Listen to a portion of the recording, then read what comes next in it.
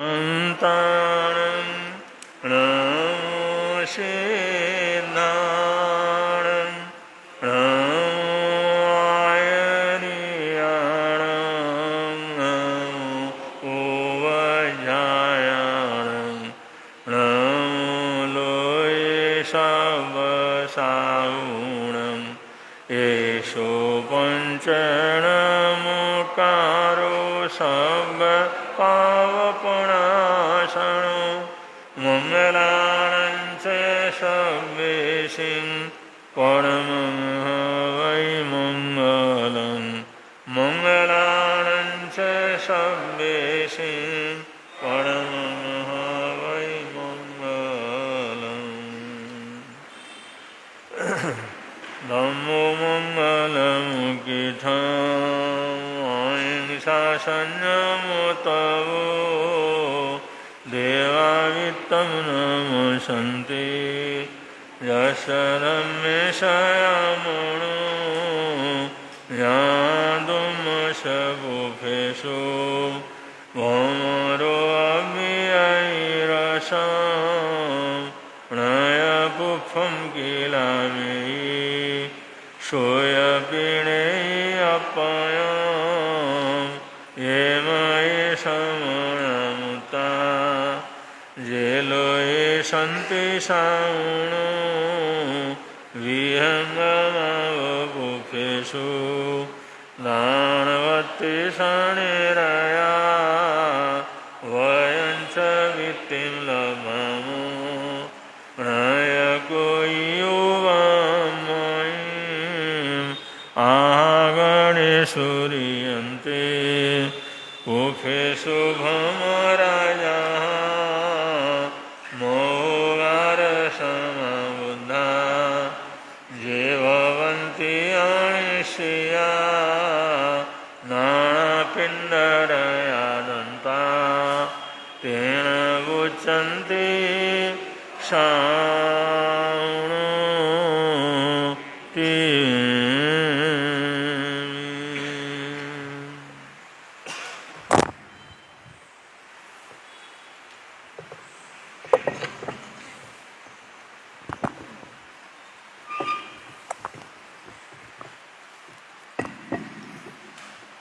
बोले भगवान महावीर स्वामी की, श्री शांतिनाथ भगवान की। नमस्कार तुमको गुरुदेव प्यारे, नमस्कार तुमको गुरुदेव प्यारे, नमस्कार तुमको शासन सितारे, नमस्कार तुमको शासन सितारे, नमस्कार तुमको तपोधन हमारे, नमस्कार तुमको तपोधन हमारे, नमस्कार तुमको सबके सहारे, नमस्कार तुमको सबके सहारे,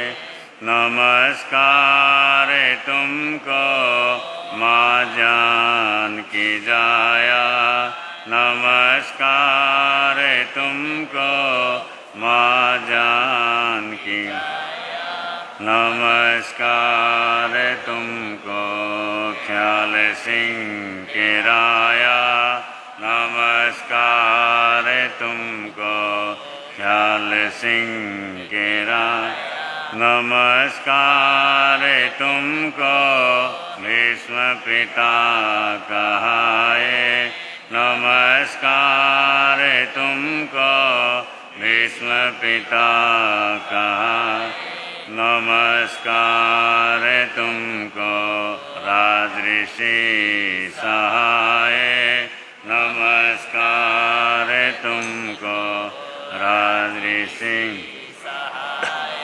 नमस्कार तुमको गुरु निहाल तपस्वी, नमस्कार तुमको गुरु निहाल तपस्वी नमस्कार खूब फूल शांति यशस्वी नमस्कार खूब फूल शांति यशस्वी नमस्कार तुमको आए मिल के धारक नमस्कार तुमको आए मिल के धारक नमस्कार तुमको भक्तों के तारक नमस्कार तुमको भक्तों के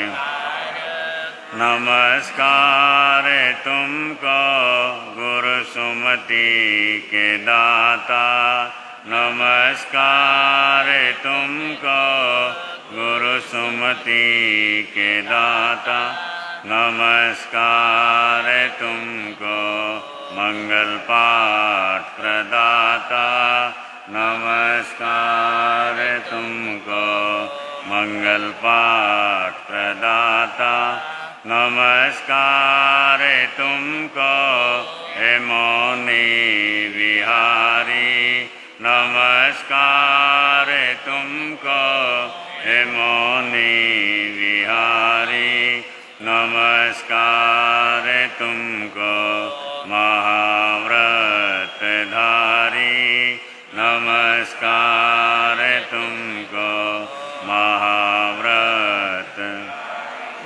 नमस्कार तुमको नमोकार साधक नमस्कार तुमको नमोकार नमस्कार तुमको जिन धर्म आराधक नमस्कार तुमको जिन धर्म आराधक नमस्कार तुमको देवों के देवा नमस्कार तुमको देवों के देवा नमस्कार तुमको करो पार खेवा नमस्कार तुमको करो पार खेवा नमस्कार तुमको गुरुदेव प्यारे नमस्कार तुमको गुरुदेव प्यारे नमस्कार तुमको शासन सितारे नमस्कार तुमको शासन सितारे नमस्कार तुमको तपोधन हमारे नमस्कार तुमको तपोधन हमारे नमस्कार तुमको सबके सहारे नमस्कार तुमको सबके सहारे। पूज्य गुरुदेव के चरणों में वंदना। उपस्थित धर्म प्रेमी महानुभाव, वीरत्वई का पावन स्वाध्याय चल रहा है जिसका सामूहिक आनंद आप लोग ले रहे हैं और पहले उसी का उच्चारण बोलिए भगवान महावीर स्वामी की। पंचम गणधर आचार्य भगवान श्री सुधर्मा स्वामी भगवान की। पुछि सुणम समण महानाय गारिनोय प्रतिथ्याय सेकेने गन्तय्यं धम्ममाहु अणेलि संसाहु समीक्षयाय कहं च नाणं कहं दंसनं से शीलं कहं नाय सुयस्यासि जानासीनं भिक्खु जातैनं आहासूयं भूयि जानि सन्तं के अन्नये से कुशले महेशि अनंत पानीय अनंत दंसी जसंसी नो चक्षुपहेठियस जानाहि धम्मं च धीं च पेहि ऊर्ध्वं वहेयं तिर्यं दिशासु कसाय जेथा वर्जेय पाणा से नीच नीचे समीक्षपन्ने दिव्येव धम्मं संयम उदाहु से संवेदंसी अविभूय नानी निराम गंधे धीमं ठियप्पा अनुत्तरे सब जगन्सि विजम ग्रंथातीते अभयणाऊ से भूई पन्ने अणियेचारी ओहंतरे धीरे अनंत चक्षु अनुत्तरे तपई सूर्येवा वैरोयणिन्देवतमं पगासे अनुत्तरं धम्ममीनं दीनानं नेयामुनिका सवयासु पन्ने इंदेव देवान् महानुभावे सहस्रनेया दिविनं विशिष्टे से पन्नयाक्षय सागरे वा महोदहि वा विअनंत पारे अनाइले वा कसाई मुखे सकेव देवाय वै जुइमं से वीर्येणां सुदंसने वा नगसवसेठे सुरालये वासी मुदागरे से वीरायणे गुणो भवे स्वयं सहसाण उजोयनानं त्रिकण्डगे पण्डग विजयन्ते से जोयने नवनवै सहसे उद्धोषितो एठ सहस्रमेघम् उठे नवे चिठई भूमिवट्ये जं सूर्यानुपर्यटयन्ति से हेमवन्ने बहुनन्दनेय जं सिम्रहीं वेदयन्ति महिन्दा से पवये सद्मप्रगासे वीरायै कञ्चनमठवन्ने अनुत्तरे गिरिसूय पवदुगे गिरिवरे से जलियेव भौमे मह्ये मध्यं मीठिये नगिन्दे पन्नायते सूर्य शुद्धले से एवं सिरिये उसभूरिवन्ने मनोरमे जोयई अच्छी माली सुदर्शन सेवजसो गिरीश पौचई महतो पवयस हेतो वमे सामणे नाय पुते जाई जसोदंसन नाणशीले गिरिवरे वा निसहाययाणं रूयैव सेठे वलयाय ताणं तवोवमे से जगभूयि पन्ने मुनीन मध्ये तमदाहु पन्ने अनुत्तरं धम्ममुयिरहिता अनुत्तरं जानवरं धियायिं सुसुखसुखम् अपगण्डसुखं संखिन्दुवे गन्तवदातसुखम् अनुत्तरगं परमं महेशि अशेषकमं सविशोहयिता सिद्धिं गते सायिमनन्तपते नानेन शीलेन यदंसनेन रुखे सुनाये जयसामलिवा रं सिम्रहीं वेदयन्ति सुवर्णा वनेषु आनन्दनमाहुषेठं नानेन शीलेन यभूयि हण्यं वसदान अनुत्तरेउ छन्दोवताराण महानुभावे गन्धेषु आचन्दनमाहुषेठम् एवं मुनीनाम् अपरिन्नमाहु जहाँ स्वयंभूदीन सेठे नागेशु आदर्निंद माहु सेठम को दैवारस वे जयन्ते तवो वहाने मुनिवे जयन्ते हाथी सुए रावण माहुनाए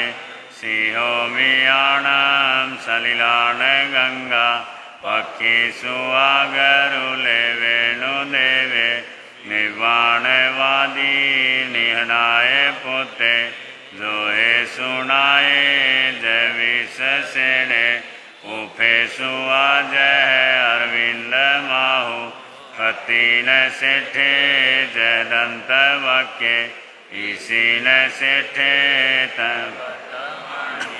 दाणान सेठाम अवपयाणम सचे सुवाण वजम वयंती कवे सुवा उत्तम बम्बचिरम लोगुत्तमे समणे नाय पुते तीन सेठा लो सतमावा सभा सुहमाव सभाण सेठा निवाण सेठा जय सब धम्मा ननाय पुता परमथि नानी उढ़ोव में धुणई विगय गेयी न सन्निहिम कुवई आसु पन्ने करियुम समुद्रम च महाभवोगम अभयंकरे वीर अनंत चक्षु कोहम च माणम च तहेव मायम लोभम च उत्तम अजथ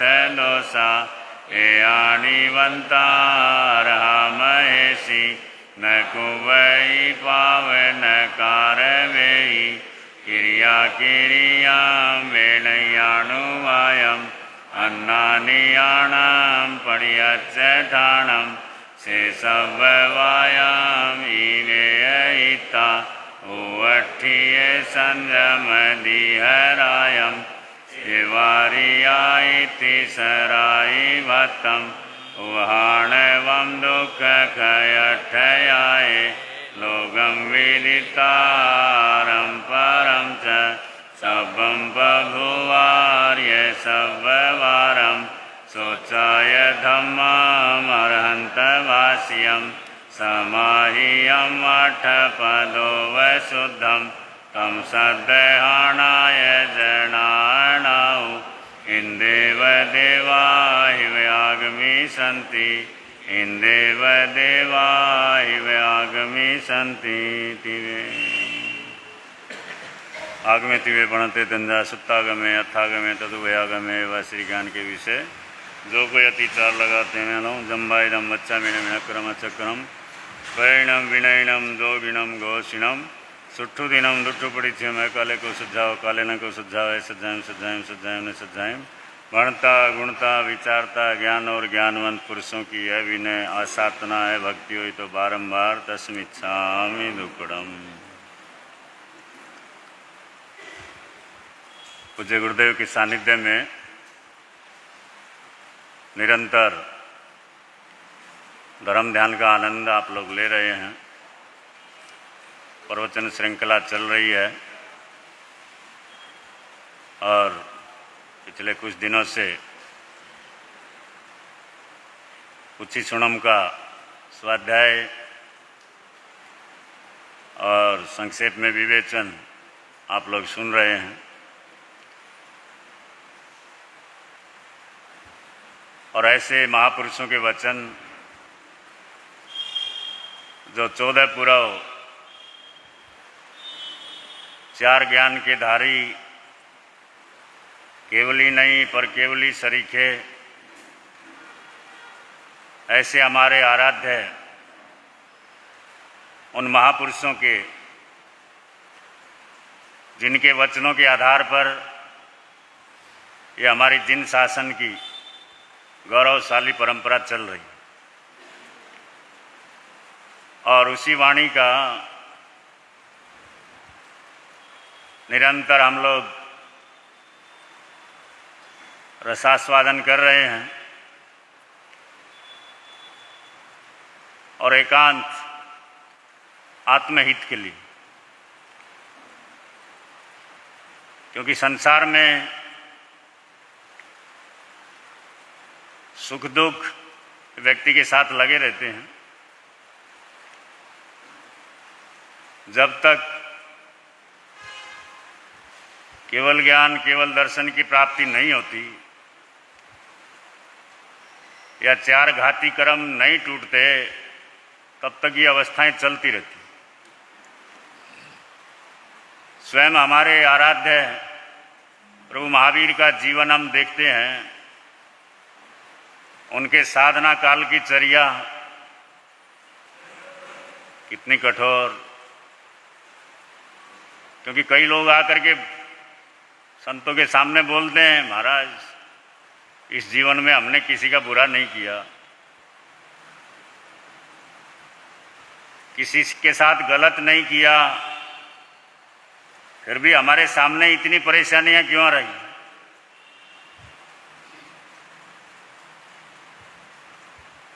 अगर भगवान महावीर स्वामी के जीवन को उस भाव की अपेक्षा देखें,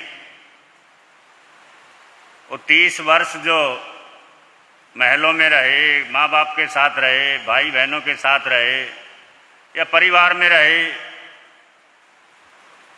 उन्होंने किसको क्या तकलीफ दिया था किसी को? उस जन्म की अपेक्षा किसी को तकलीफ दिया? कुछ नहीं दिया। तो हम सोचें, मन में आता ना कि हमने किसी को कुछ कष्ट दिया ही नहीं, फिर भी हमारे सामने क्यों आ रहे हैं ऐसे कष्ट। तो उस समय हम अपने आराध्य पुरुषों को याद करें कि भगवान ने तो किसी को कष्ट नहीं दिया। या किसी भी महापुरुष का जीवन उठा करके देख लें, सबकी यही कथा है। लेकिन फिर भी उनको अपने जीवन के अंदर कैसे कैसे कष्ट उठाने पड़े, कितनी वेदनाएं सहनी पड़ी, तो पूर्व जन्मों का खेल था। क्या था? भगवान ने ही कहा ये सब पूर्व जन्म के संचित किए हुए कर्म थे। तो इस जन्म में अगर नहीं दिया हो तो भी यही सोच करके आदमी को आगे बढ़ना चाहिए कि भी पूर्व का कोई, क्योंकि जन्म मरण की श्रृंखला कोई छोटी नहीं है, बड़े लंबे काल से चली आ रही है, जिसकी कोई गिनती नहीं है। महापुरुषों ने एक ही शब्द का अनादि अनंत, यानी अनादि काल से वही परिपाटी चली आ रही है। फिर भी व्यक्ति सुख शांति चाहता है, हर कोई चाहता है। और परिवार में कुछ तंगी रहती थी, आपस में विवाद होता रहता था, और वो आदमी घर से निकल गया, सोचा कहाँ जाऊं, बड़ी दूर चला गया, जंगल में चला गया, इतना अंदर चला गया चलते चलते। वहाँ उसने देखा, और जंगल में एक सन्यासी मिल गए, महात्मा मिल गए। और महापुरुषों को देख करके व्यक्ति को शांति मिलती है। थोड़ा भी आस्थावान हो तो एक तसल्ली मिलती है, संतुष्टि मिलती है। उसने भी देखा, अरे चलो बड़ी अच्छी जगह आ गया। और महात्मा जी तो अपने ध्यान में थे, और जिस समय ध्यान खुला, उन्होंने भी देखा भगत बैठा है सामने, और उन्होंने कहा भाई बड़ा परेशान दिखता है। उन्होंने कहा महाराज बहुत परेशान हूँ, बड़ा दुखी हो गया हूँ, घर छोड़ करके ही आ गया एक तरह से। उन्होंने कहा कोई बात नहीं, आ रहो, तुम्हारे दुख दर्द कुछ कम हो जाएंगे। और वहाँ रह रहा है, 1 दिन 2 दिन, हफ्ता, महीना, 1 साल बीत गया। और वो देखता था कि ये जंगल है, यहाँ कोई साधन नहीं है और कोई आता जाता भी नहीं है, फिर भी ये भोजन पानी कहाँ से आता है? समय पर भोजन आ जाता है, सब मिल जाता है, महात्मा भी लेते हैं, मेरे को भी देते हैं, ये क्या है सब? एक साल किसी तरह बिताया। उसने कहा महाराज एक रहस्य बता दो। उन्होंने कहा बोल। यहाँ पर मैंने किसी को आते जाते नहीं देखा, आप रहते हैं या मैं आया हुआ हूँ, ये भोजन पानी ये सब कहाँ से आता है? महात्मा सरल थे। उन्होंने कहा भाई मेरे पास एक घड़ा है। क्या है? घड़ा है जिसको बोलते काम कुंभ होता ना, जैसे कामधेनु गाय होती है, तो ऐसे एक घड़ा है, उससे जो मांगो सब मिल जाता है। और वैसी बात कोई सुने तो लेने की इच्छा होगी या नहीं होगी? उसने कहा महाराज ऐसी कृपा मेरे ऊपर कर दो, घर से परेशान होकर के आया हुआ हूं। उसने कहा कोई बात नहीं, ले जा। साधु की यही खासियत होती है ना, कोई दे जाए तो ठीक है, ले जाए तो भी कोई मोह माया नहीं, कोई बात नहीं, तेरे को जरूरत है तू ले जा, कोई बात नहीं। और जिस समय उसको दे दिया, इतना खुश, इतना प्रसन्न, चलने लगा, तो महात्मा ने कहा देख भाई ये तो एक घड़ा है, ये तेरी सारी इच्छाएं पूरी कर देगा जो भी तू मांगेगा, लेकिन मैं तेरे को ऐसी कला भी सिखा सकता हूं जिससे तू ऐसे कितने ही घड़े बना सकता है। उन्होंने कहा सिखा दो महाराज। उन्होंने कहा ऐसे थोड़ी है, 6 महीने तेरे को यहाँ और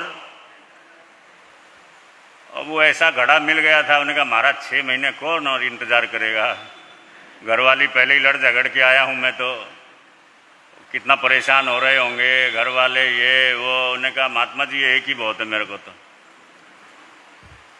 उन्होंने कहा तेरी मर्जी, 6 महीने अगर और ठहरता हो तो तेरे को ये घड़े बनाने की कला, लेकिन आदमी इतना लंबा इंतजार क्यों कर? वो तो पहले तो मजबूरी में था, अब तो ऐसा साधन मिल गया। उसने कहा महाराज एक ही बहुत है, मेरे तो चलता हूं।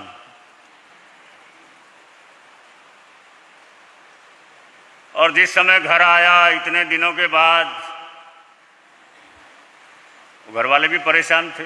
उन्हें अरे कहाँ गए थे, क्या हुआ था? थोड़ी देर तो ठीक ठाक रहा, फिर वो घरवाली जो हुई तेज तर्रार के, गए कहाँ थे तुम, बिना बताए ऐसे कैसे चले गए?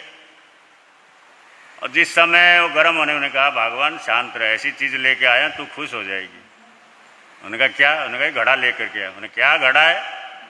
घड़ा लेकर के आए। वो घड़े घर में कितने भरे पड़े हैं, पहले तो घड़े ही रहते थे ना, आजकल रहे ना रहे। उन्होंने कहा इतने घड़े पड़े हुए, एक घड़ा और उठा ला और बोलते ऐसी चीज लेकर के आया। उन्होंने कहा पहले सुन तो ले, क्योंकि सुनना बड़ा मुश्किल है। भगवान ने भी कहा ना सुनना बड़ा दुर्लभ है, सुनाना बड़ा आसान है, लेकिन सुनना। उन्होंने कहा सुन तो ले। उन्होंने कहा कहो। उन्होंने कहा ये घड़ा सामान्य नहीं है, इसे जो तू मांगेगी वो ही मिल जाएगा। उन्होंने कहा अरे ऐसा है?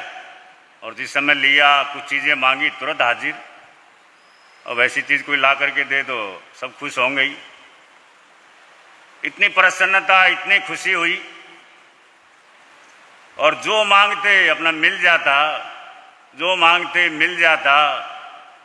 और एक दिन वो घड़ा लेकर के बैठा हुआ था, पता नहीं दिमाग कहाँ घुमा हुआ था या क्या चल रहा था, घड़े को बजाने लगा, होता है ना, और बजाने लगा तो घड़ा टूट गया। तो मैं तो खत्म। अब वो सोचता अरे महात्मा ने मेरे को कहा था कि भाई तू अगर रहना चाहे तो मैं तेरे को। व्यक्ति की हालत यही होती है, अगर कला सीख लेता तो कितने घड़े खुद ही पैदा कर लेता, फिर जरूरत ही नहीं थी, कितने ही घड़े टूटते रहे। लेकिन आदमी को इतनी तसल्ली कहाँ है, इतनी संतुष्टि कहाँ है? कल ही मैं कहीं पढ़ रहा था या सुन रहा था कि गांव और शहर में क्या अंतर है। गांव और शहर में क्या अंतर है? तो वो 1-2 पॉइंट बड़े अच्छे आ रहे थे कि गांव में कुत्ते आवारा घूमते हैं और शहर में गायें आवारा घूमती हैं। क्या कहा? गांव में कुत्ते आवारा घूमते हैं गलियों में और शहर में गायें आवारा घूमती रहती है ना। गांव में अनपढ़ आदमी गौ माता को चराने ले जाता है और शहर में पढ़ा लिखा आदमी कुत्ते को हाँ हितेश जी ने काफी देखे होंगे लगता है। वास्तविकता है, सही बात है कि गांव में अनपढ़ आदमी गाय को चराने ले जाता है, शहर में पढ़ा लिखा आदमी कुत्ते को घुमाने ले जाता है। और एक होता है अनाथालय, एक होता है वृद्धाश्रम। अनाथालय में अनाथ बच्चे होते हैं, गरीबों के बच्चे होते हैं, लेकिन वृद्धाश्रम में सेठों के माँ बाप होते हैं ज़्यादातर। तो चीज़ें तो बहुत सारी हैं, लेकिन समय हो रहा है। गाथा यहाँ पर चल रही है, 13वीं गाथा। 13वीं गाथा महिये मध्यमी ठिये नगिंदे पन्नायते सूर्य शुद्ध ले से एवं सीरिये उस भूरी वन्ने मनोरमे जो यही अच्छी माली। मही, मही बोलते हैं धरती को, धरती का एक नाम पृथ्वी, मही, धरती, धरणी, बहुत सारे पर्यायवाची जैसे नाम होते हैं। तो मही है यानी इस धरती के ऊपर, और मध्यमी यानी धरती के मध्य, और सिद्धांत के हिसाब से लोक के भी मध्य, और 3 लोक के हिसाब से मध्य लोक में, मध्यमी यानी मध्य लोक में, क्योंकि 3 लोक हैं, ऊर्ध्व, अधो और मध्य लोक। तो ये मध्य लोक के अंदर ठीये जो स्थित है नगिंदे यानी पर्वतराज, सुमेरु पर्वत जिसका वर्णन चल रहा है, उसी का जिक्र है 1-2 गाथाओं में। और कि पृथ्वी के ऊपर मध्य लोक में जो पर्वतराज सूर्य शुद्ध ले से, जैसे सूर्य एकदम शुद्ध है, सूर्य में कोई मिलावट नहीं है। मिलावट है क्या? मिलावट हो तो भी पकड़ नहीं पाएगा ना, इतना तेज है। चंद्रमा में तो दाग दिखाई देता है ना, लेकिन सूर्य में दिखता है कोई? तो इसलिए कहा सूर्य शुद्ध ले से, जैसे सूर्य वो तेज प्रकाश देता है, इसी तरह से भगवान महावीर स्वामी भी ज्ञान का प्रकाश दुनिया को देते हैं। और एवं सूर्य उसे भूरी वन्ने, जैसे सूर्य के प्रकाश से तेज चमकता है, प्रकाश फैलता है और सबको उससे आनंद मिलता है। और वो सुमेरु पर्वत मनोरम है, यानी बड़ा मनोरम है, जो यही ज्योतिमान है। और देवताओं को, क्योंकि वही जाते हैं ज़्यादातर, उनको बड़ा प्रिय लगने वाला है।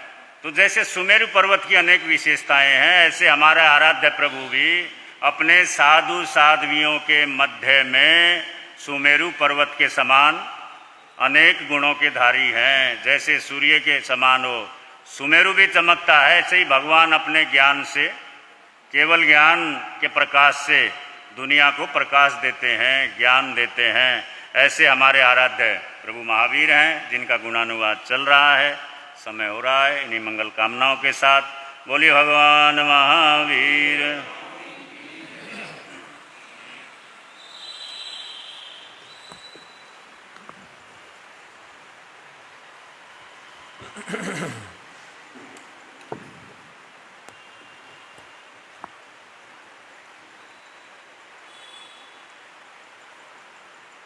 त्रिभुवन पीड़ा हरण हार हो, तुमको मेरा नमस्कार।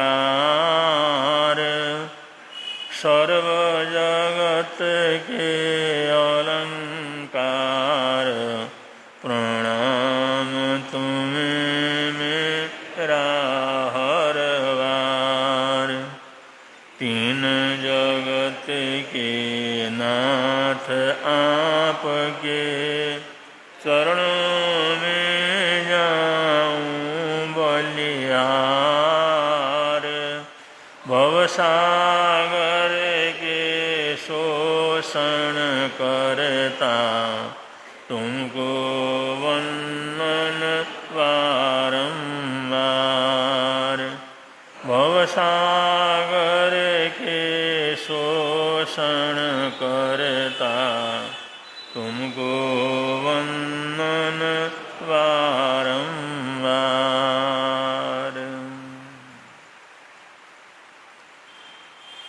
चतुर्मास कल्प के बीच में अभी फिलहाल पितृपक्ष चल रहा है,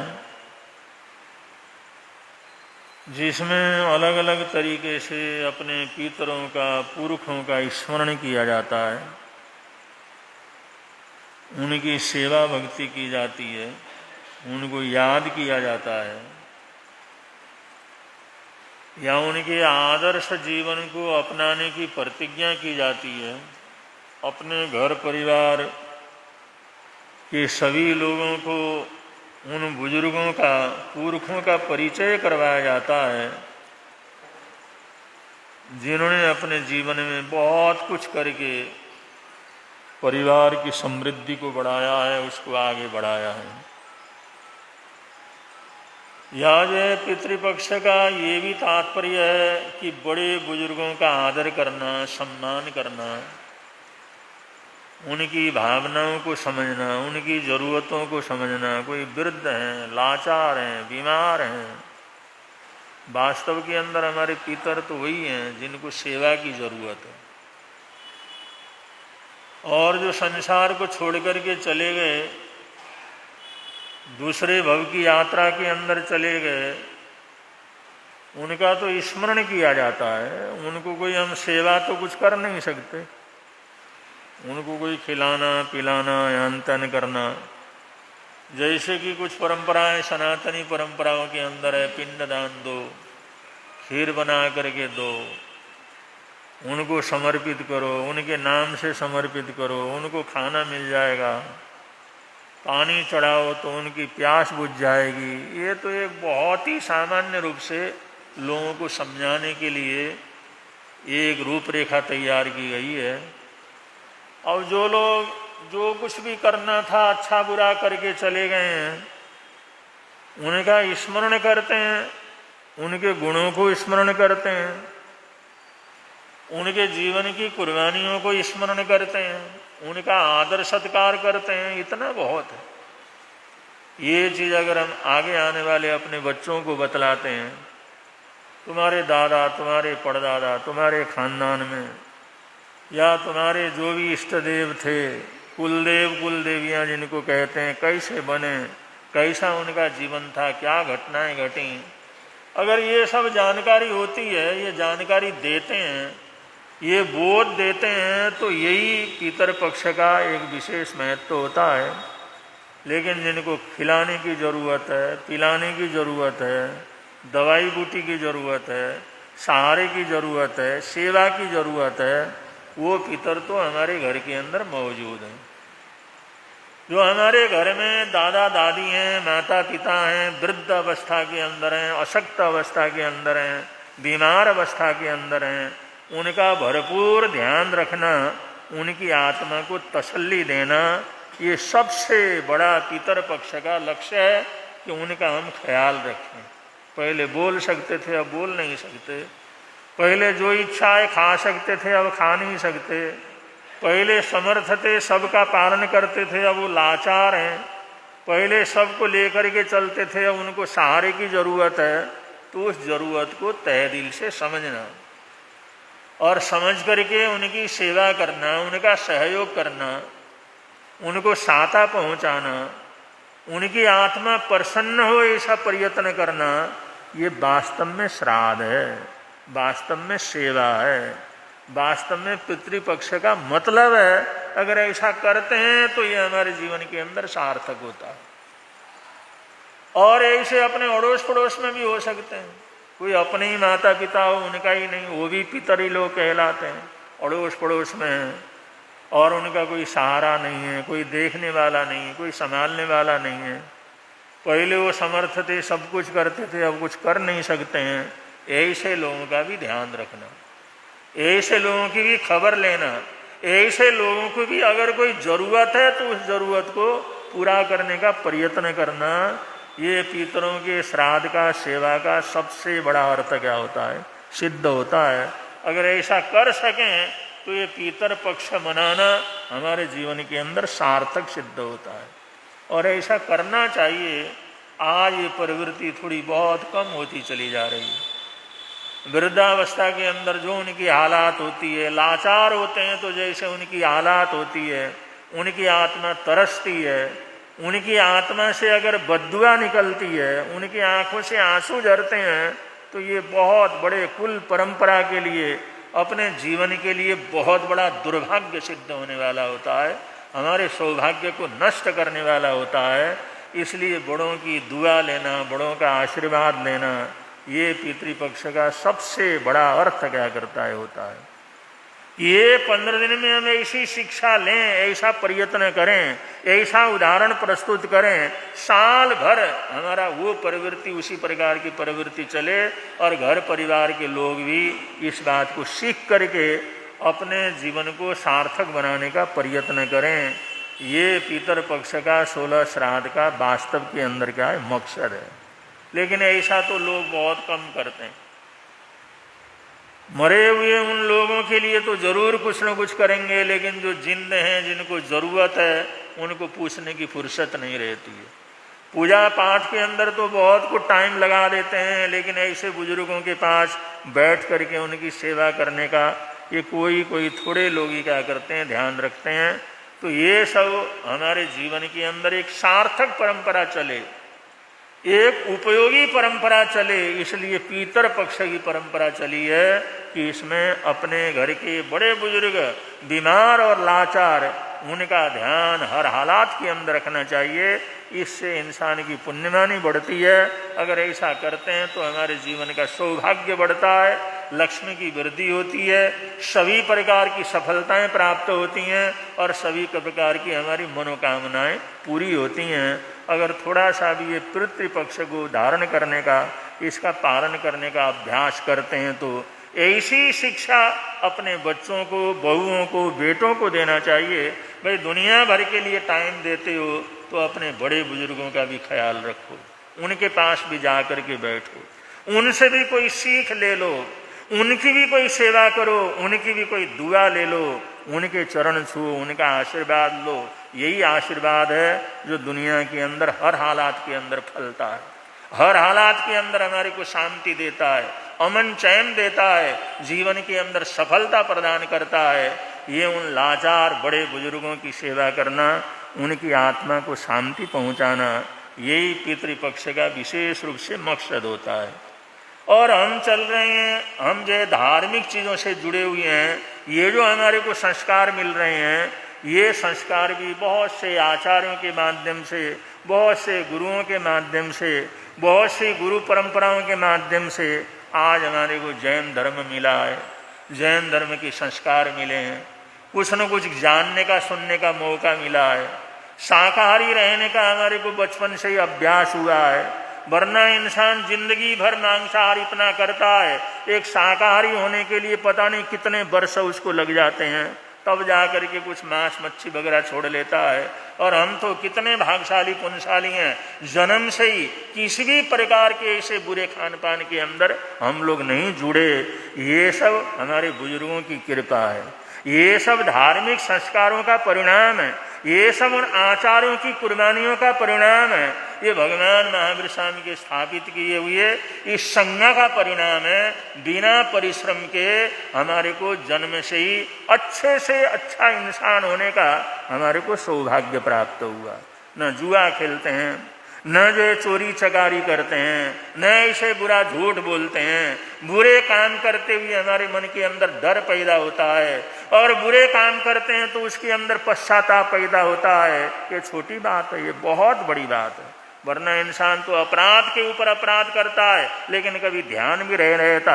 और हम लोग थोड़ा सा भी पानी भी इधर जाता है तो सोचते हैं किसी की हत्या तो नहीं हुई, झाड़ू भी लगाते हैं तब भी सोचते हैं अरे इतने जीव जंतु मरेंगे, क्या होगा, किस तरह से होगा, बड़े ध्यान से करते हैं। चलते हैं को भी देख करके चलते हैं, अरे कोई जीव जंतु पैरों के नीचे ना आ जाए। ये संस्कार हमारे को बिना किसी प्रयत्न के हमारे को उपलब्ध हुए। वरना इंसान बड़ी बड़ी साधना करने के बाद भी ये 5 समिति 3 गुप्ती उनके जीवन के अंदर नहीं आती। 5 समितिका 3 गुप्तिका जो हम लोग रोज याद करते हैं, लोग संस्मरण करते हैं, लोग उसका प्रयोग करते हैं, बहुत सी परंपराएं तो ऐसी हैं सारी जिंदगी सन्यासी बन जाते हैं, लेकिन फिर भी 5 समिति 3 गुप्ति 5 महाव्रत ये जो जीवन की चर्या है, इनका अभ्यास उनके जीवन के अंदर होता नहीं है। उनको किसी पाप करने से, अग्नि प्रज्वलित करने से, या जो पानी का दुरुपयोग करने से, दूसरी चीजों को नष्ट करने से कभी मन के अंदर भय पैदा नहीं होता। आज जो सूक्ष्म यंत्र पैदा हुए हैं, आज एक सामान्य से सामान्य व्यक्ति देख सकता है कि छोटे छोटी चीजों के अंदर कितना जीव जगत है, कितने जीवों की हत्या हो जाती है। हम चलते हैं, खाते हैं, पीते हैं, पहनते हैं, ध्यान नहीं रखते तो कितना जीव जगत को हम मारते हैं। ये सब आज लोग अगर वैज्ञानिक उन सूक्ष्म दर्शक यंत्रों का प्रयोग करके देखे या ऐसे वीडियो जो आते हैं उनको देखे तो उसको अभ्यास हो जाता। अरे भगवान महावीर साहब ने जो कहा था हमारे शास्त्रों के अंदर लिखा हुआ है वो कितना जबरदस्त, क्या सत्य है, कितना अद्भुत है। उन्होंने कहा भाई बासी चीजों को नहीं लेना, सड़ी हुई चीजों को नहीं लेना, शुद्ध भोजन का करना, जल पकी हुई चीजों को लेना, या हमारे जीवन के अंदर उमले हुए जल वगैरह का प्रयोग करना। आज इंसान बड़े आराम से देख सकता है, ये सब हमारे को क्यों नहीं करना। लेकिन ये संस्कार हमारे को स्वाभाविक रूप से मिले, तो ये मिले तो किससे मिले? आचार्य परंपरा के कारण मिले, गुरु परंपरा के कारण मिले, भगवान के शासन के कारण मिले। उस शासन को जमाने वाले, चलाने वाले वो महापुरुष हुए जिनको हम अपने पुरखों के रूप में याद करते हैं, अपने बुजुर्गों के रूप में याद करते हैं, अपने पितरों के रूप में याद करते हैं, पूर्वजों के रूप में याद करते हैं। तो उसी श्रृंखला ने आप लोगों ने सुना राम बख्श जी महाराज साहब 3 बार बृहद पंजाब के अंदर ये पास हुआ आचार्य पद को धारण करें, उन्होंने साफ साफ मना कर दिया। दूसरी बार पूरे पंजाब में, पंजाब का मतलब बृहद पंजाब, पंजाब का मतलब जयपुर से लेकर के अलवर से लेकर के और जो है ये पाकिस्तान में अब रावलपिंडी है, सियालकोट है, वहाँ तक का सारा इलाका, ये सारा बृहद पंजाब था। हरियाणा भी पंजाब में, पंजाब भी पंजाब में, हिमाचल भी पंजाब में, उत्तराखंड भी पंजाब में, सारा यूपी का इलाका पंजाब में, ये बृहद पंजाब था। और बृहद पंजाब के अंदर जहाँ पर 5 नदियों का जहाँ जहाँ पर भी प्रभाव है, ये सब 5 नदियों का देश, ये जल का देश। और यहाँ पर जिस समय 3 बार सर्वसम्मति से पास हुआ राम बख्श जी महाराज साहब को आचार्य पद दिया जाए, लेकिन उन्होंने साफ साफ इनकार किया। तीसरी बार संघ को बड़ा कठोर निर्णय लेना पड़ा और संघ ने अपने दिल के अंदर एक पत्थर रख करके निर्णय लिया और कहा भगवान हम तो आपके सेवक हैं, आप प्रार्थना करते हैं, साधु साध्वी श्रावक श्राविका सबकी भावना है, आप आचार्य पद को स्वीकार करें। अगर ऐसा नहीं करते हैं तो हमारे को मजबूरन आपको अपने संघ से अलग करना पड़ेगा। बंधु, कभी कभी अपने श्रद्धाशील महापुरुषों के लिए, अपने गुरुओं के लिए, अपने आराध्यों के लिए भी संघ को बड़े कठोर निर्णय लेने पड़ते हैं। ये संघ का गौरव है, ये संघ की शक्ति है। और ये जो भगवान महावीर स्वामी ने व्यवस्था दी है कि संघ सर्वोपरि है। और वैसे साधु साध्वी श्रावक श्राविका ये तीर्थों के अंदर आते हैं, लेकिन तीनों को चारों को मिलाते हैं तो उसका जो श्री संघ बनता है, चतुर्वेद श्री संघ चतुर्वेद तीर्थ बनता है, वो तीर्थ का आदेश सबसे बड़ा होता है। आखिर में 3 बार में भी जिस समय मना करने लगे हो तो संघ को बड़ी कठोरता से कहना पड़ा कि आप हमारे आराध्य हैं, आपको हम एक भगवान के रूप में पूजा करते हैं और इतनी श्रद्धा भक्ति आपके प्रति है, लेकिन आपने अगर ये संघ की भावना को स्वीकार नहीं किया तो हमारे को मजबूरन आपको संघ से बाहर करना पड़ेगा। जब ये कठोर निर्णय संघ ने लिया तब जाकर के उन्होंने क्षमा याचना की और अपने अपराध के लिए क्षमा याचना करके जैसा संघ का आदेश हो, मैंने जो मना किया उसके कुछ कारण तो हैं, लेकिन मैं उन कारणों को प्रकट करना नहीं चाहता। लेकिन फिर भी आप लोग मेरी भावना को नहीं समझते और आप अपनी भावना के अनुसार मुझे वहीं स्थापित करना चाहते हैं, तो ठीक है, आप लोगों की इच्छा, जैसी आपकी इच्छा वैसा करें। और उसी समय उनको बृहद पंजाब का आचार्य घोषित किया गया, उनको जो छत्र दिया गया, उसी समय चादर उड़ाया गया और ये फंक्शन पूरे बृहद जो है पंजाब के अंदर हर संघ के अंदर चला, हर संघ के अंदर सभाएं हुई। अब ये खुशी का माहौल चल ही रहा था और जगह जगह से खुशी के समाचार उन चरणों के अंदर पहुंच रहे थे। 21वां दिन उनके आचार्य पद का हुआ था, तब तो उन्होंने संथारा लिया और 22वें दिन उन्होंने अपने प्राण छोड़ दिए। तो बाद में संघ को बड़ा पश्चाताप हुआ कि हम उनकी भावना को नहीं समझ सके, जिस कारण से वो मना करते थे, भाई तुम लोग जो कर रहे हो, तुम लोग जो जाओ जलाली चाहते हो, तुम लोग जो मेरे से संघ की सेवा चाहते हो और संघ के अंदर धर्म की प्रभावना करवाना चाहते हो, मैं हर जगह विचरण करके पूरी तरह से यहाँ पर भगवान के शासन के जाहो जालिल को आलू बढ़ाऊं, लेकिन वो मेरे पास समय नहीं है। लेकिन उस समय किसी को समझ के अंदर ऐसा नहीं आया, कोई बीमार तो नहीं थे, तकलीफ भी नहीं थी और ऐसा कोई बहुत बड़ी वृद्धावस्था भी उनकी नहीं थी, लेकिन जो नहीं समझ पाए तो उनका स्वर्गवास हुआ। सिर्फ 22 दिन तक आचार्य पद के ऊपर रहे, तब जा कर के लोगों को, संघों को भान हुआ कि हमारी बहुत बड़ी गलती हुई। हमने जो है वैसे उनको मजबूर किया, हमने कठोर से कठोर आदेश देने का निर्णय लिया। तो बड़ा पश्चाताप हुआ, बड़ा पश्चाताप हुआ। और उनके बाद जब उनके 22 दिन पूरे हो गए तो उनके संस्कार से पहले ये सोचा भाई आगे फिर ये झंझट ज़्यादा पूरा न हो, अभी उनका संस्कार तभी हम करेंगे जब इस पद के ऊपर किसी न किसी को क्या करें, प्रतिष्ठित करें। और जो उन्होंने कहा भाई इसको अगर लंबा करेंगे तो और मुश्किल हो जाएगा, इतना लंबा समय उनको भगवान को राम बख्श जी महाराज साहब को समझाने में लग गया, इतना टाइम लग गया, आगे फिर ऐसा परेशानी ना आ जाए। इसलिए कहा जब तक इनका संस्कार हम नहीं करेंगे, जब तक कि कोई दूसरे को आचार्य पद के ऊपर स्थापित न करें। तो इस प्रकार फिर जो अमर सिंह जी महाराज साहब के बाहर शिष्य थे, उसमें चौथे नंबर के शिष्य राम बख्श जी महाराज साहब थे और 5वें नंबर के जो शिष्य थे वो मोतीराम जी महाराज साहब थे। उसी समय मोतीराम जी महाराज साहब को उस पद के ऊपर प्रतिष्ठित करके आचार्य घोषित किया गया।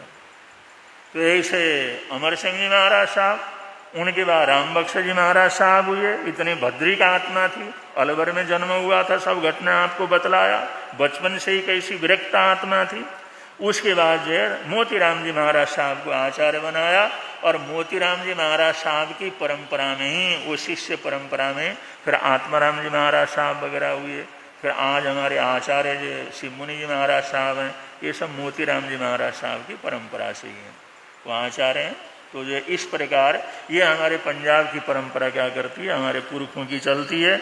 और ये राम बख्श जी महाराज साहब के जो है पांच शिष्य थे, उनमें 5वें शिष्य जो थे वो धर्मीचंद जी महाराज साहब थे।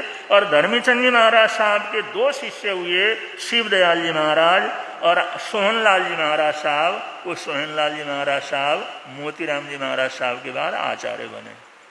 और ये सोहनलाल जी महाराज साहब की परंपरा में हम सब हैं, हम सब जितने भी हैं, हम सब जो सोहनलाल जी महाराज साहब की परंपरा में। तो एक ही हमारी परंपरा है, ये हमारी अमर सिंह जी महाराज साहब की परंपरा है। बाहर शिष्य होने से पूरे बृहद पंजाब के अंदर जितने भी साधु सती हैं वो सब अमर सिंह जी महाराज साहब के साधु सतियाँ कहलाते हैं।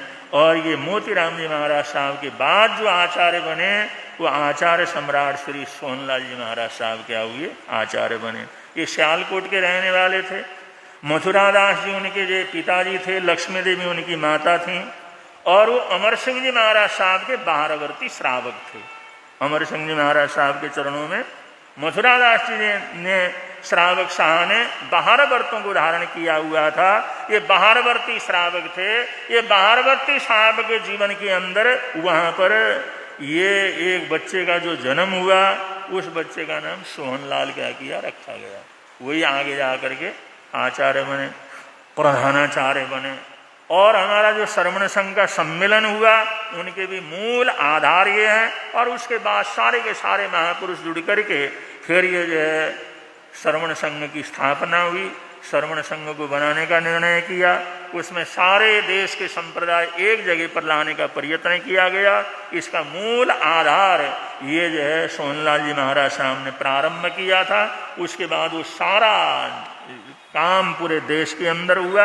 उसके बाद सम्मेलन हुआ, उसके बाद श्रवण संघ की स्थापना हुई। एक आचार्य और एक आचार्य परंपरा, एक संघ एक आचार्य, ऐसी परंपरा हमारी चली तो आज तक चला हुआ है। और उसके बीच में से बहुत से संप्रदाय अलग हो गए, वो बात अलग है, लेकिन श्रवण संघ तब से क्या कर रहा, चल रहा है। तो ये जो शाह मथुरा दास जी थे, लक्ष्मी देवी थे, ये जो है जिस समय एक बार महामारी हो गई सियालकोट में, तो वहाँ से छोड़ करके संबड़ियाल ही पनार गए थे। तो संबड़ियाल के अंदर उनका जन्म हुआ, सोहनलाल जी का जन्म हुआ। जिस समय बच्चे का जन्म हुआ और जन्म होने के बाद उनकी जो दाएं माता थी, वो जो है उनका नलवा, उनका जो पेट जो नलवा है काटते हैं, उसको जो है साफ, बच्चे को साफ शुभ किया, उनको नहलाना धुलाना जो भी करना था किया। उस नलवे को गाड़ने के लिए बंगले के पिछवाड़े के अंदर चली गई। वहाँ पर चारों तरफ बंगले के पीछे बगीचा था, उस बगीचे के अंदर जा कर के उसने थोड़ा सा खुदाई किया, जिससे इस नलवे को उसके अंदर दबाया जा सके। जिस समय उसको थोड़ा सा खोदा तो देखा कुछ बर्तन सा लग रहा है, और जो खोदा तो उसने एक कटोरा उसके अंदर मिला, मिट्टी का कटोरा, उसके अंदर सोने के मोहर क्या हुए थे, भरे हुए थे, पूरे सोने की मोहर। उस समय क्योंकि पहले हमारे देश में चांदी के मोहर चलते थे, चांदी के पैसे चलते थे, चांदी के ही सिक्के चलते थे, और उससे पहले सोने के सिक्के चलते थे, सोने के मोहर चलते थे। सोना ही सामने उसी के माध्यम से आदान प्रदान होता था। तो ऐसा कटोरा उस दाई माता को मिला, जो कटोरा सोने के सिक्के से क्या हुआ था, भरा हुआ था। उसने उसी समय मस्तक के पर हाथ लगाया, धन भाग इस घर के अंदर कैसा भागशाली पुण्यशाली जन्म लिया, कैसे बच्चे ने जन्म लिया है, उसका नलवा तनमने के लिए आई, तो ये सोना इसके अंदर से क्या किया, निकला। आगे पता नहीं क्या कुछ होगा इसके जीवन के अंदर। उसी समय उसने उस बच्चे को खूब आशीर्वाद दिया, उसको झाड़ फूंच करके अपने कपड़े में बांधा, और बांध करके जहाँ पर मथुरा दास जी बैठते थे सेठ, उनके कमरे के अंदर, उनके ऑफिस के अंदर गई, और जा करके उस कटोरे को सामने रखा कि साहब ये अपनी चीज आप क्या कीजिए, संभाल लीजिए। वरना बंधु सोना देख करके, चांदी देख करके, रुपया देख करके हर किसी का मन क्या करता है, ललच जाता है। वो दाएं माता थी, दाएं का काम करने वाली बहन थी, कोई अमीर नहीं थी, संपन्न नहीं थी, ऐसे काम करके बर्तन बांधना, दूसरा काम। अगर ऐसा उसको डिलीवरी कराने का बड़ा जो अच्छा जो है अभ्यास था, एक सामान्य स्त्री थी, उसको जो है सोने से भरा हुआ कटोरा मिला, लेकिन एक भी उसमें से लेकर के अपने जेब में डालूं, ऐसा भाव उसके मन के अंदर पैदा नहीं हुआ। तो बंधुओं, जो महापुरुषों की चीज होती है, महापुरुषों का स्मरण होता है, महापुरुषों की जो दौलत होती है, इंसान के जीवन में त्याग ही पैदा करती है, उसके अंदर लालच पैदा नहीं करते। उनके हाथ से ली हुई चीज से जीवन का भलाई क्या करता है, होता है। इसलिए तीर्थंकर जब दान देते हैं ना, अमीर से अमीर लोग उनके दरवाजे के ऊपर जाकर के हाथ फैलाते हैं।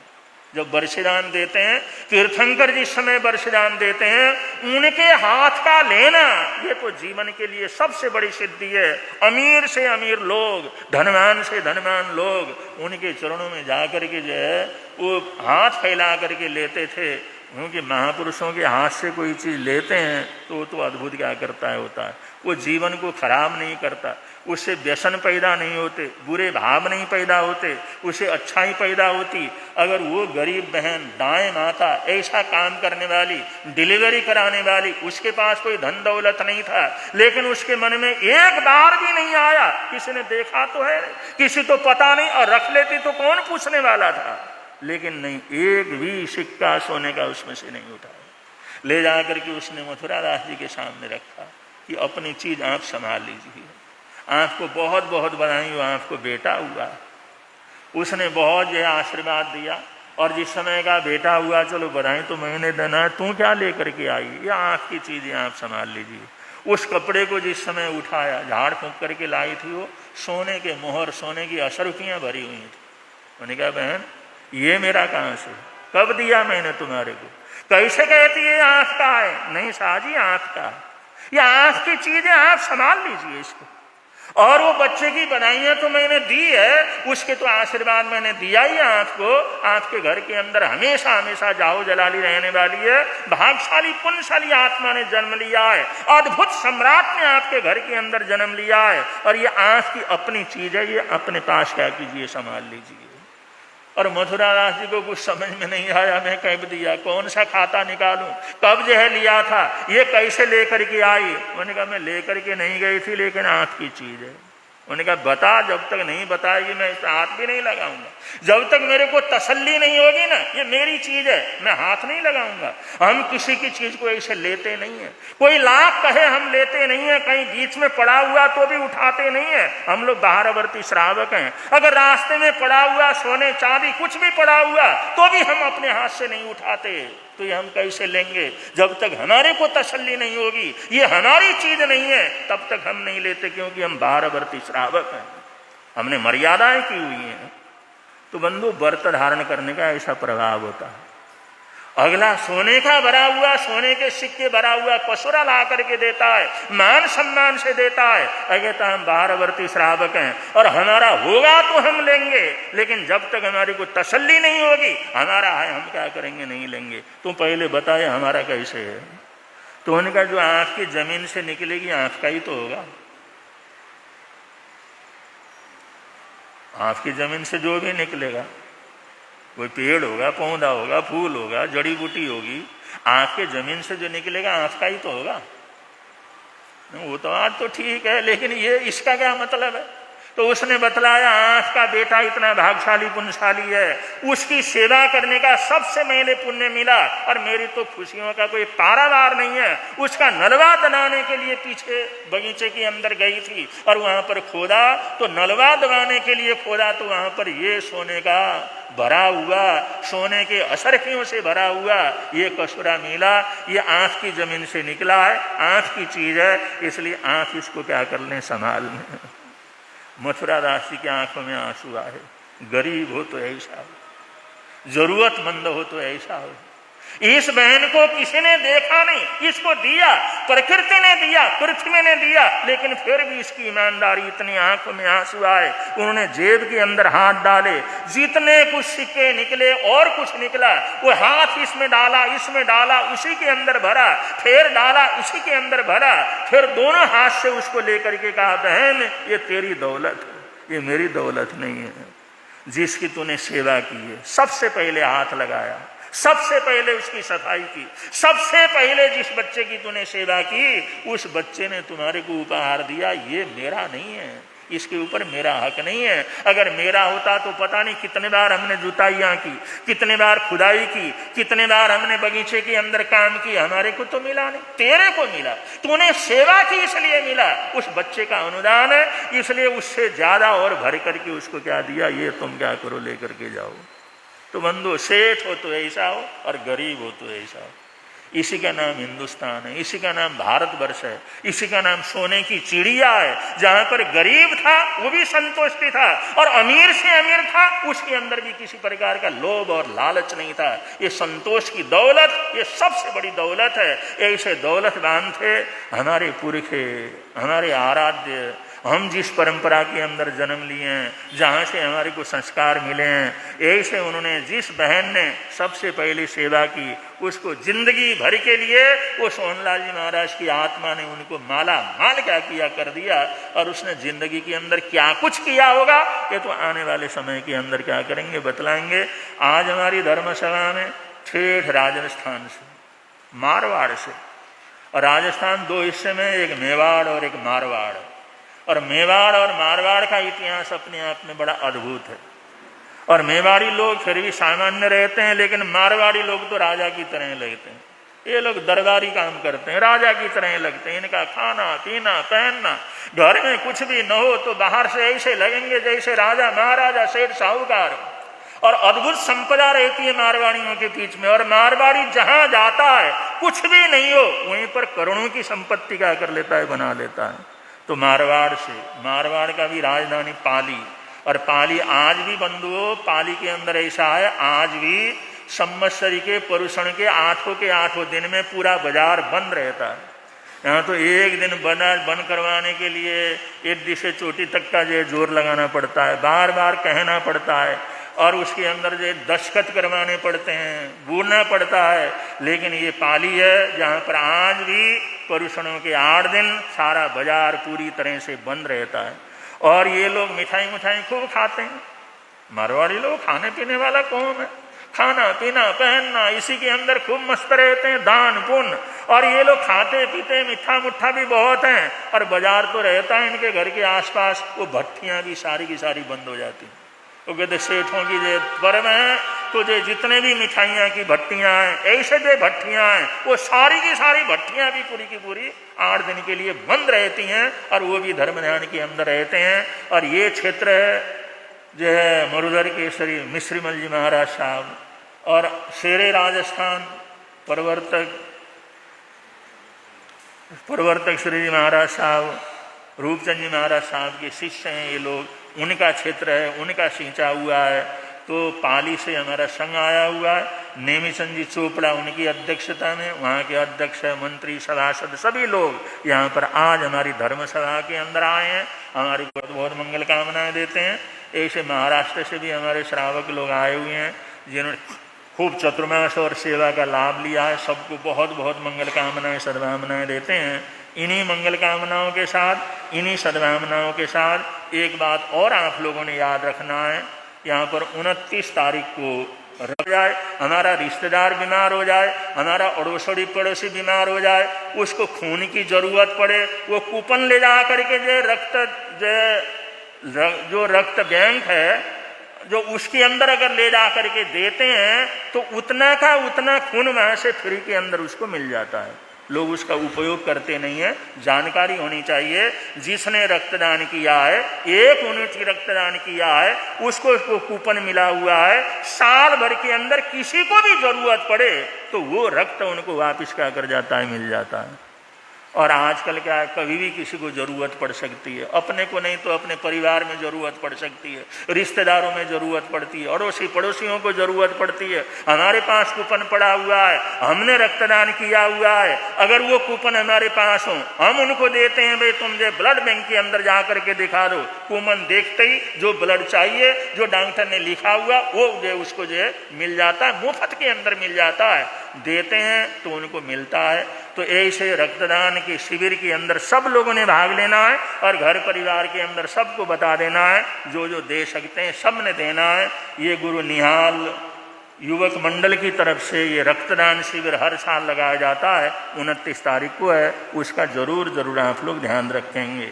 मिलता है आनंद प्रभु की वाणी से, मिलता है आनंद प्रभु। आज का अगर किसी भी भाई बहन का एकासना हो, आज के एकासन का प्रत्याख्यान कर लेंगे, आज के एकासनों का पचखान। इन बहनों के लंबे लंबे